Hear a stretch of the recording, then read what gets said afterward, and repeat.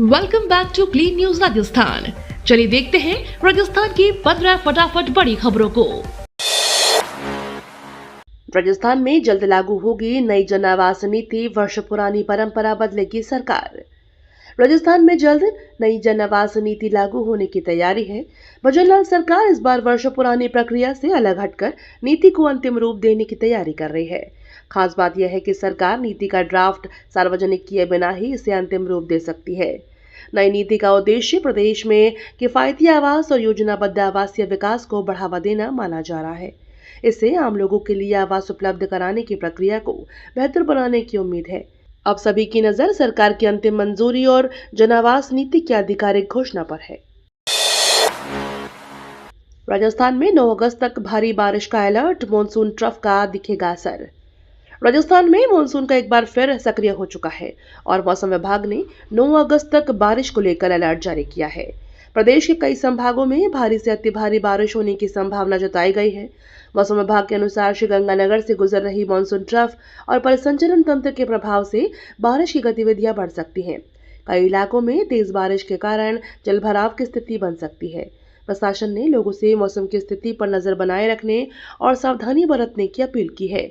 किसानों को भी मौसम के अनुसार कृषि गतिविधियां करने की सलाह दी गई है। खरीफ 2026 की बुआई ने पकड़ी रफ्तार, राजस्थान में 90% क्षेत्र कवर। राजस्थान में खरीफ 2026 की बुआई का आंकड़ा करीब 90% तक पहुंच गया है। मानसून की बारिश के बाद किसानों ने खेती की बुआई का काम तेज कर दिया है। खरीफ सीजन में बाजरा, मक्का, मूंग, ग्वार, कपास और अन्य फसलों की बुआई की जाती है। कई क्षेत्रों में अच्छी बारिश से किसानों को बुआई में मदद मिली है। हालांकि कुछ इलाकों में बारिश की स्थिति के अनुसार खेती का काम प्रभावित भी हुआ है। कृषि विभाग फसल बुआई और मौसम की स्थिति पर लगातार नजर बनाए रखा है। किसानों को मौसम के अनुसार कृषि गतिविधियां करने की सलाह दी जा रही है। एयरपोर्ट के 5 किलोमीटर दायरे में लेजर लाइट पर प्रतिबंध, उल्लंघन पर होगी कार्रवाई। राजस्थान में एयरपोर्ट की सुरक्षा को लेकर प्रशासन ने बड़ा फैसला लिया है। एयरपोर्ट के आसपास 5 किलोमीटर की परिधि से लेजर लाइट के इस्तेमाल पर प्रतिबंध लगाया गया है। प्रशासन का कहना है कि लेजर की तेज रोशनी विमान संचालन और पायलटों की सुरक्षा के लिए खतरा बन सकती है। इसलिए एयरपोर्ट के आसपास शादी समारोह, कार्यक्रम या अन्य आयोजनों में लेजर लाइट का इस्तेमाल करने से पहले नियमों का ध्यान रखना होगा।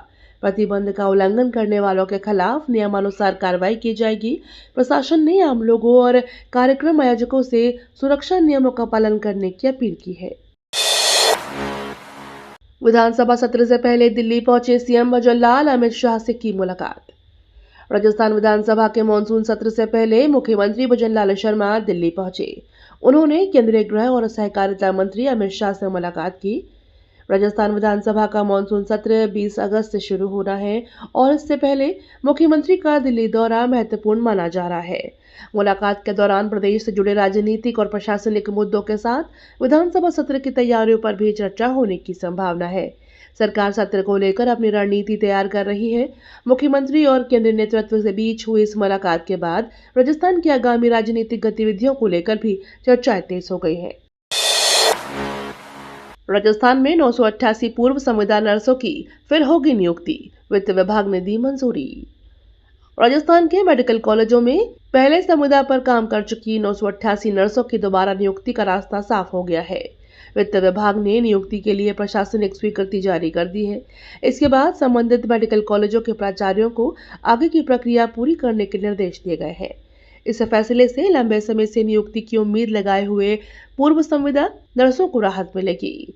सीकर जिले को भी इसका लाभ मिलेगा, जहां 49 नर्सों की नियुक्ति की जाएगी। स्वास्थ्य विभाग में नर्सिंग स्टाफ की उपलब्धता बढ़ने से अस्पतालों में मरीजों को बेहतर सेवाएं मिलने की उम्मीद है। राजस्थान में ओपीएस विकल्प की डेडलाइन बढ़ी, कर्मचारी अब 30 सितंबर तक कर सकेंगे आवेदन। राजस्थान के कर्मचारियों के लिए पुरानी पेंशन योजना यानी ओपीएस को लेकर बड़ी खबर सामने आई है। सरकार ने ओपीएस का विकल्प चुनने की अंतिम तारीख बढ़ाकर 30 सितंबर 2026 कर दी है। वित्त विभाग के अनुसार 1 जनवरी 2004 से 31 मार्च 2022 के बीच सेवानिवृत्त हुए कर्मचारी अब इस अवधि तक एनपीएस के स्थान पर ओपीएस का विकल्प चुन सकते हैं। इसे कर्मचारियों के लिए अंतिम अवसर बताया गया है। सरकार के इस फैसले से उन सेवानिवृत्त कर्मचारियों को राहत मिलेगी जो पहले तय समय सीमा में ओपीएस का विकल्प नहीं चुन पाए थे। अब उन्हें निर्धारित प्रक्रिया के तहत आवेदन करना होगा। निकाय पंचायत चुनाव की तैयारियां तेज, राज्य निर्वाचन आयोग ने निष्पक्ष और भयमुक्त मतदान पर जोर। राजस्थान में निकाय और पंचायत चुनाव को लेकर राज्य निर्वाचन आयोग ने तैयारियां तेज कर दी हैं। आयोग ने निष्पक्ष और भयमुक्त मतदान कराने पर विशेष जोर दिया है। चुनाव प्रक्रिया को पारदर्शी बनाने के लिए प्रशासन और संबंधित अधिकारियों के साथ तैयारियों की समीक्षा की जा रही है। मतदान केंद्रों पर सुरक्षा व्यवस्था, मतदाताओं की सुविधा और कानून व्यवस्था को लेकर भी जरूरी इंतजाम किए जाएंगे। इसका उद्देश्य सभी मतदाताओं को बिना किसी दबाव के मतदान का अवसर देना है। चुनाव की तारीखों और विस्तृत कार्यक्रम को लेकर आगे की प्रक्रिया जल्द सामने आने की उम्मीद है। 9 से 17 अगस्त तक जनभागीदारी से सजेगा हर घर तिरंगा अभियान, देशभक्ति का संदेश। राजस्थान में 9 से 17 अगस्त तक हर घर तिरंगा अभियान चलाया जाएगा।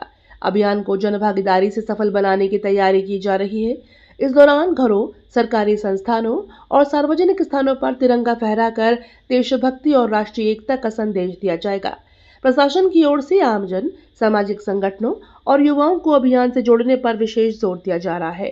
विभिन्न कार्यक्रमों के जरिए लोगों को तिरंगे के सम्मान और स्वतंत्रता आंदोलन के मूल्यों के प्रति जागरूक किया जाएगा। अभियान का उद्देश्य स्वतंत्रता दिवस के अवसर पर अधिक से अधिक लोगों की भागीदारी सुनिश्चित करना और देशभक्ति की भावना को मजबूत करना है। हाड़ौती में 1947 करोड़ की 4 परियोजनाएं, 3 डैम से 36,000 हेक्टेयर सिंचाई। हाड़ौती क्षेत्र में जल संसाधनों को मजबूत करने के लिए 4 नई परियोजनाओं पर काम किया जाएगा। इन परियोजनाओं पर करीब 1947 करोड़ रुपए खर्च होने हैं। योजना के तहत 3 नए डैम बनाए जाएंगे, जिनसे करीब 36,000 हेक्टेयर भूमि की सिंचाई सुविधा विकसित होगी। परियोजनाओं से लगभग 1 लाख आबादी को पानी मिलने की उम्मीद है। इससे किसानों को सिंचाई के लिए बेहतर जल उपलब्धता मिलेगी और क्षेत्र में कृषि गतिविधियों को बढ़ावा मिल सकता है। जल संकट वाले इलाकों को राहत देने के साथ इन परियोजनाओं से ग्रामीण क्षेत्रों में पेयजल व्यवस्था भी मजबूत होने की उम्मीद है। राजस्थान यूनिवर्सिटी में छात्र संघ चुनाव बहाली की मांग, एबीवीपी कार्यकर्ताओं ने किया प्रदर्शन। राजस्थान यूनिवर्सिटी में छात्र संघ चुनाव बहाल करने की मांग को लेकर विरोध प्रदर्शन जारी है। एबीवीपी कार्यकर्ताओं ने सरकार के खिलाफ प्रदर्शन करते हुए छात्र संघ चुनाव जल्द कराने की मांग उठाई। प्रदर्शनकारियों ने कहा कि छात्र संघ चुनाव छात्रों को लोकतांत्रिक प्रतिनिधित्व देने का महत्वपूर्ण माध्यम है। कार्यकर्ताओं ने सरकार से चुनाव बहाल कराने को लेकर जल्द निर्णय लेने की मांग की। प्रदर्शन के दौरान यूनिवर्सिटी परिसर में सुरक्षा व्यवस्था भी बढ़ाई गई। छात्र संघ चुनाव का मुद्दा लगातार राजनीतिक और छात्र संगठनों के बीच चर्चा का विषय बना हुआ है। आंदोलन के आगे बढ़ने के साथ सरकार के रुख पर सबकी नजर है। धौलपुर में 6 साल से जल भराव की समस्या, स्कूली बच्चों ने आंखों पर पट्टी बांध जताया विरोध। धौलपुर में जल भराव की समस्या से परेशान स्कूली बच्चों ने अनोखे तरीके से विरोध जताया। बच्चों ने आंखों पर काली पट्टी बांधकर प्रशासन का ध्यान अपनी समस्या की ओर खींचा। स्थानीय लोगों के मुताबिक इलाके में पिछले 6 वर्षों से जल भराव की समस्या बनी हुई है। बारिश के दौरान स्कूल जाने वाले बच्चों को सबसे ज्यादा परेशानी होती है। पानी भरने से रास्ते खराब हो जाते हैं और दुर्घटना का खतरा भी बढ़ जाता है। प्रदर्शन के जरिए स्कूलों और स्थानीय लोगों ने जल निकासी की स्थायी व्यवस्था कराने की मांग की। अब प्रशासन की कार्यवाही का इंतजार है। सिरोही में सफाई कर्मचारियों का आंदोलन 22वें दिन भी जारी, भुगतान तक धरना जारी रखने की चेतावनी। सिरोही में सफाई कर्मचारियों का आंदोलन लगातार 22वें दिन भी जारी रहा। कर्मचारी बकाया भुगतान की मांग को लेकर धरने पर बैठे हैं। पूर्व विधायक संयम लोढ़ा ने सफाई कर्मचारियों के समर्थन में नगर परिषद आयुक्त से बात की। उन्होंने कहा कि जब तक कर्मचारियों का भुगतान नहीं होता तब तक वे यहां से नहीं उठेंगे। कर्मचारियों का कहना है कि लंबे समय से भुगतान लंबित होने के कारण उन्हें आर्थिक परेशानियों का सामना करना पड़ रहा है। आंदोलन के चलते सफाई व्यवस्था पर भी असर पड़ने की आशंका है। अब कर्मचारियों और प्रशासन के बीच समाधान को लेकर बातचीत की नजर है। राज्यसभा सांसद नीरज डांगी को अहम जिम्मेदारी, कांग्रेस ने बनाया पार्टी सचेतक। कांग्रेस ने राज्यसभा सांसद नीरज डांगी को पार्टी में अहम जिम्मेदारी दी है। उन्हें राज्यसभा में कांग्रेस पार्टी का सचेतक नियुक्त किया गया है। सचेतक के तौर पर उनकी जिम्मेदारी पार्टी के सांसदों के बीच समन्वय बनाए रखने और सदन में पार्टी के निर्देशों के पालन से जुड़ी होगी। नीरज डांगी राजस्थान से राज्यसभा सांसद हैं और पार्टी संगठन में भी सक्रिय भूमिका निभाते हैं। नई जिम्मेदारी मिलने के बाद राजस्थान कांग्रेस नेताओं और कार्यकर्ताओं की ओर से उन्हें बधाई दी जा रही है। पार्टी के लिए संसद में समन्वय के लिहाज से यह नियुक्ति महत्वपूर्ण मानी जा रही है। थर्ड ग्रेड शिक्षकों से सरकार की वार्ता सफल, 31 दिसंबर तक बनेगी तबादला नीति। जयपुर के शहीद स्मारक पर धरना दे रहे तृतीय श्रेणी शिक्षकों और सरकार के बीच वार्ता सकारात्मक रही। बातचीत में सरकार ने 31 दिसंबर तक नई तबादला नीति तैयार करने का भरोसा दिया है। इसके बाद 1 जनवरी से नई नीति लागू करने की बात कही गई है। शिक्षकों की लंबे समय से मांग रही है कि उनके तबादले की प्रक्रिया शुरू की जाए। सरकार के आश्वासन के बाद नए शिक्षण सत्र से पहले तबादले शुरू होने की उम्मीद जताई जा रही है। अब शिक्षकों की नजर नई नीति तैयार होने और उसके लागू होने पर रहेगी। वार्ता के बाद आंदोलन को लेकर भी स्थिति स्पष्ट हो सकती है। भरतपुर और धौलपुर में मूसलाधार बारिश से हालात बिगड़े, घरों में घुसा पानी, गिरे मकान। पूर्वी राजस्थान में मानसून ने जोर पकड़ लिया है। भरतपुर और धौलपुर में हुई मूसलाधार बारिश से शहर से लेकर गांव तक जनजीवन प्रभावित हुआ। कई इलाकों में सड़कें पानी में डूब गईं और घरों में पानी घुस गया। बारिश के चलते कच्चे मकानों के गिरने की घटनाएं भी सामने आई है। मौसम विभाग ने अगले 3 दिनों तक भारी बारिश का अलर्ट जारी किया है। लगातार बारिश के कारण जलभराव और आवागमन की समस्या बढ़ सकती है। प्रशासन और स्थानीय टीमें प्रभावित इलाकों पर नजर बनाए हुए हैं। लोगों से सावधानी बरतने और जरूरी होने पर ही घर से निकलने की अपील की गई है। डिप्टी सीएम बैरवा ने पदमपुर में आयुष चिकित्सालय का किया लोकार्पण, भामाशाह को सराहा। उप मुख्यमंत्री प्रेमचंद बैरवा ने पदमपुर में आयुष चिकित्सालय का लोकार्पण किया। इस अवसर पर उन्होंने कहा कि स्वास्थ्य सुविधाओं को मजबूत करने से समाज और भामाशाहों का योगदान प्रेरणादायी है। नए आयुष चिकित्सालय से क्षेत्र के लोगों को आयुर्वेद और अन्य पारंपरिक चिकित्सा पद्धतियों से जुड़ी स्वास्थ्य सेवाएं स्थानीय स्तर पर उपलब्ध हो सकेंगी। कार्यक्रम में चिकित्सा सुविधाओं के विस्तार और आमजन को बेहतर स्वास्थ्य सेवाएं देने पर जोर दिया गया। मुख्यमंत्री ने कहा कि सरकार स्वास्थ्य क्षेत्र में आधारभूत सुविधाओं को मजबूत करने के लिए लगातार काम कर रही है। स्थानीय लोगों ने अस्पताल शुरू होने का स्वागत किया। भैराणा धाम आंदोलन 113वें दिन स्थगित, रीको क्षेत्र के लिए नई योजना बनेगी। भैराणा धाम बचाओ आंदोलन के 113वें दिन प्रशासन और संत समाज के बीच सहमति बन गई। इसके बाद आंदोलन को फिलहाल स्थगित कर दिया गया है। समझौते के तहत रीको क्षेत्र के लिए नई योजना तैयार की जाएगी। प्रस्ताव में ऐतिहासिक बरसाती नालों, दादू बावड़ी और धार्मिक महत्व वाले क्षेत्रों के संरक्षण का विशेष ध्यान रखा जाएगा।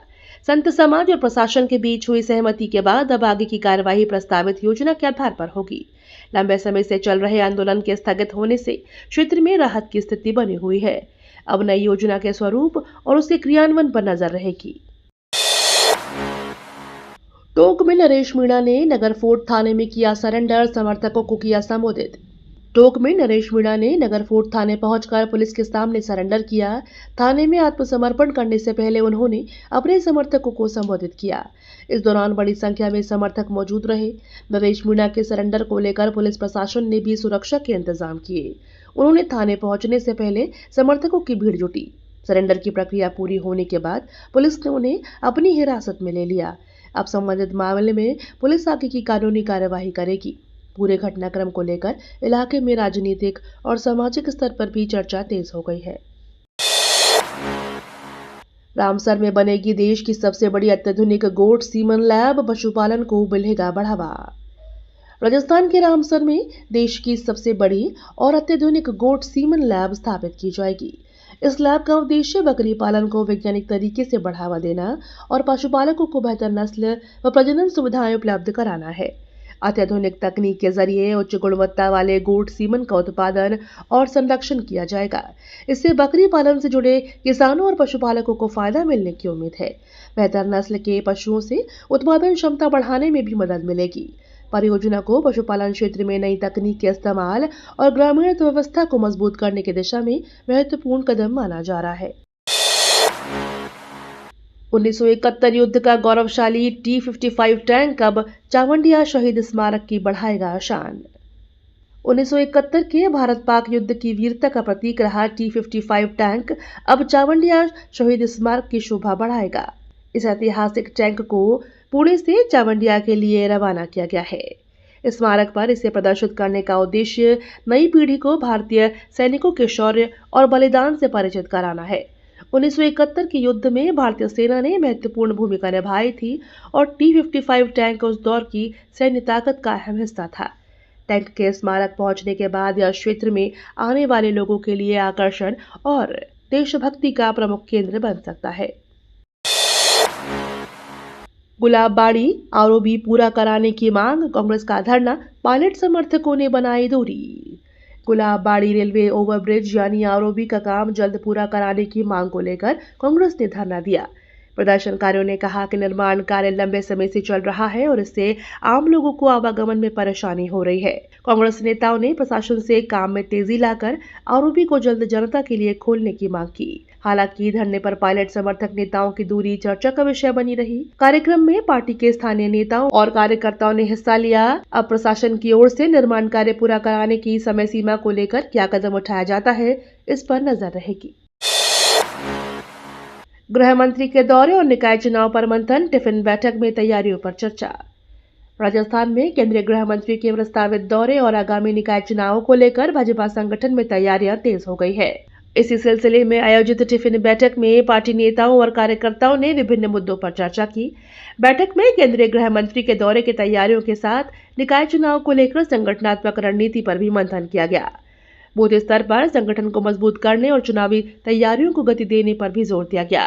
नेताओं ने कार्यकर्ताओं से जनसंपर्क बढ़ाने और सरकार की योजनाओं को आम जन तक पहुंचाने की अपील की। बैठक को चुनावी तैयारियों के लिहाज से अहम माना जा रहा है। जयपुर के कमर्शियल इलाकों में कोचिंग पर सुप्रीम कोर्ट सख्त, जेडीए से 3 हफ्ते में जवाब। जयपुर के कमर्शियल इलाकों में संचालित कोचिंग संस्थानों को लेकर सुप्रीम कोर्ट ने सख्त रुख अपनाया है। कोर्ट ने जयपुर विकास प्राधिकरण यानी जेडीए से 3 सप्ताह में जवाब मांगा है। आंदोलन ने कोचिंग संस्थानों की शिफ्टिंग और मास्टर प्लान के पालन को लेकर उठाए गए कदमों की जानकारी भी मांगी है।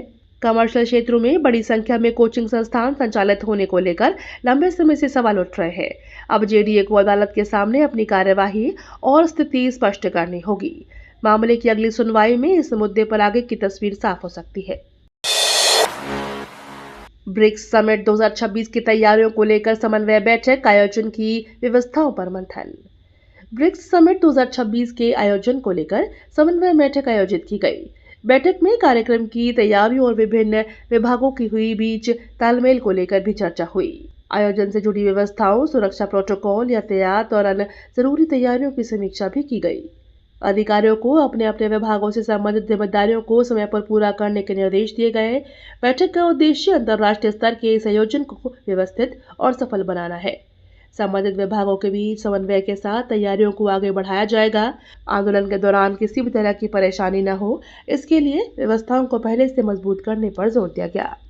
ये तो थी राजस्थान की बड़ी खबरें। रोजाना सबसे पहले अपडेट पाने के लिए क्लीन न्यूज राजस्थान को अभी सब्सक्राइब करें।